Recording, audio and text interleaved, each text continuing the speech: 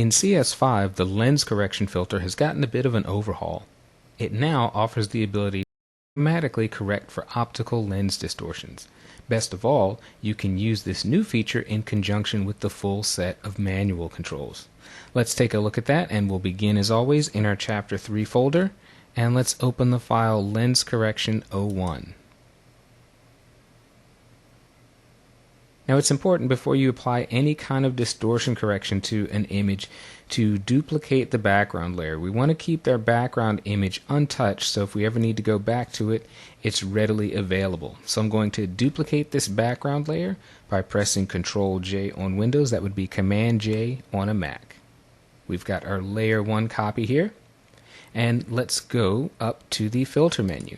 Now you'll notice, compared to earlier versions of Photoshop, that lens correction is now located right here at the top of the filter menu. The keyboard shortcut, Ctrl-Shift-R on Windows, Command-Shift-R on a Mac. So let's select lens correction. I'd like to point out here that we now have an auto correction tab. And you can see here we have 3 different parameters we can auto correct for: geometric distortion, chromatic aberration, and vignetting.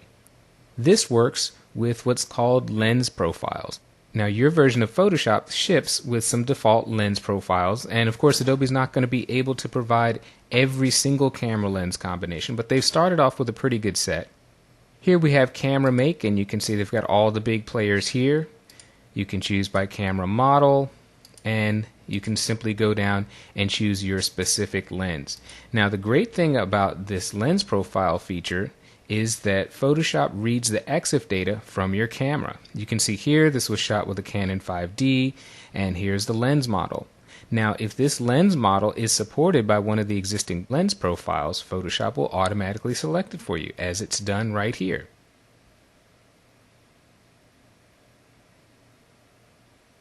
So I've got a lens profile specific to this lens.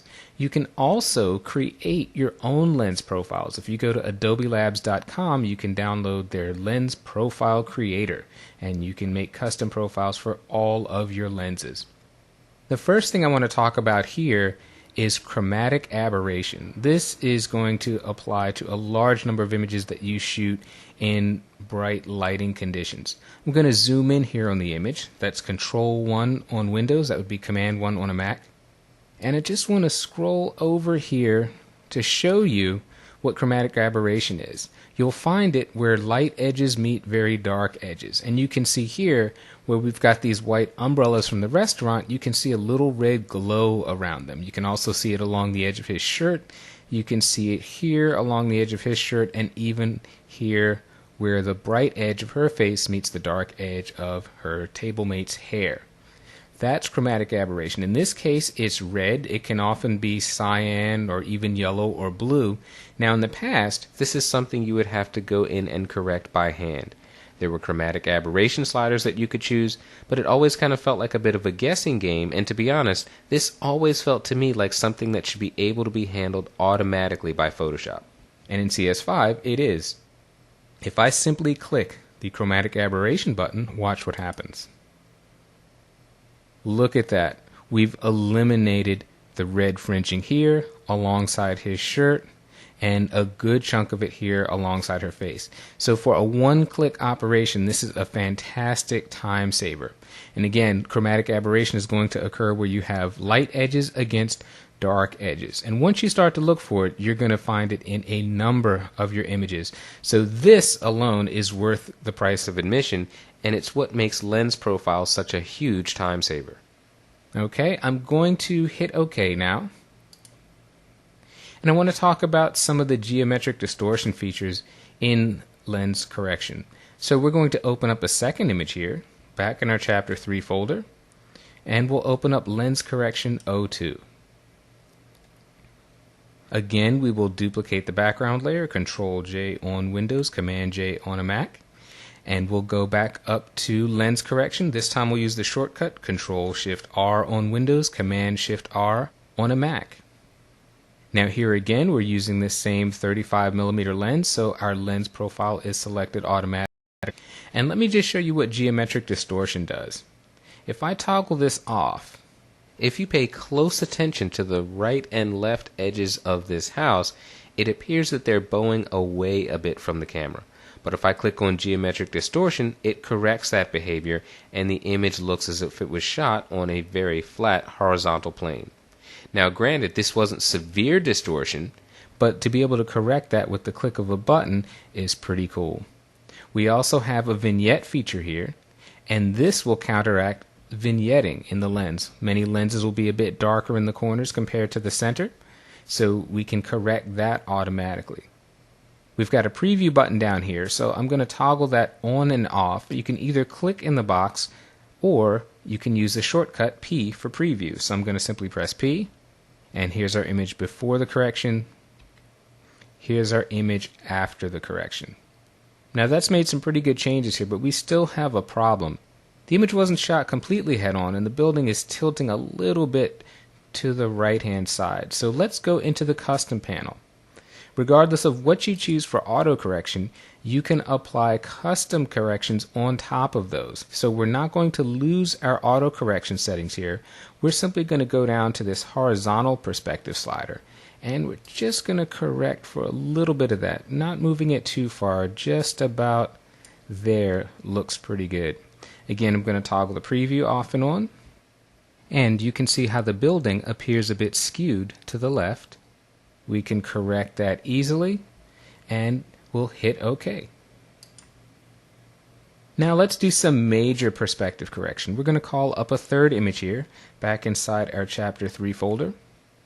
And this time, let's open Color Balance 02. It's a perfect example of an image that can use horizontal and vertical adjustments. Again, before we get started, we're going to duplicate the background layer. That's Control-J on Windows, Command-J on a Mac. And the problem here with the image is that we've shot this house from below, so it's a bit skewed. It's as if it's leaning backwards away from us. We're going to fix that with lens correction. So again, the shortcut, Control-Shift-R on Windows, Command-Shift-R on a Mac. Now here, our auto correction settings are grayed out, and that's because this camera, it's a small compact camera, is not supported with lens profiles. So we're going to go straight to our custom panel here. And what we want to do here is correct for the fact that the building is leaning backwards away from us. We're going to use the vertical perspective tool, and we're going to drag it here to the left. And you can see it straightening out rather nicely. We need to make a pretty aggressive move here. We'll go right about there. Looks pretty good. Yep, that looks good right there. We've also got some horizontal perspective issues, so we can set this here a much smaller amount. Let's just adjust it a little bit to the right. And the angle is a little bit off, so what we're going to do here is adjust the angle. Now there are a couple of ways of using this. You can click and drag this rotation angle icon. You can use the scrubby slider feature here by simply clicking and dragging, or you can click once in the box to activate it, and you can use the up and down arrow keys. That's what I'm going to do here because we're going to make a pretty subtle move here. We're just going to go up. We're moving in hundredths of a point here, and I just want to go up right about there. Looks pretty good. I can hold the shift key if I want to go up in higher increments, tenths of a point, so let's do that. Right about there looks pretty good. Now it's obvious that with these corrections to the image, we're losing image area. You see these transparent pixels showing through. Now if you're not seeing a transparent background here, if instead you're seeing your image being stretched and skewed out to fill the original image proportions, I want you to click back on the Auto Correction tab and make sure that Edge is set to Transparency. Let's go back to Custom here. Verify our settings. Everything looks pretty good. Let's check the preview. We're going to hit P to toggle that off. P again to toggle it back on. And let's hit OK. Now if I turn this background layer off here, you'll see that we're going to have to crop out this image. You may be wondering why I left the edge setting at transparency and didn't let lens correction automatically fill out those missing pixels.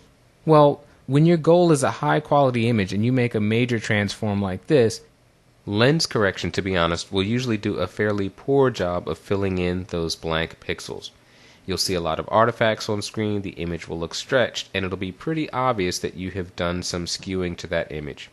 So for the utmost in image quality, you get a much better result by simply cropping out that blank area. So we're going to select the crop tool. The keyboard shortcut is the letter C.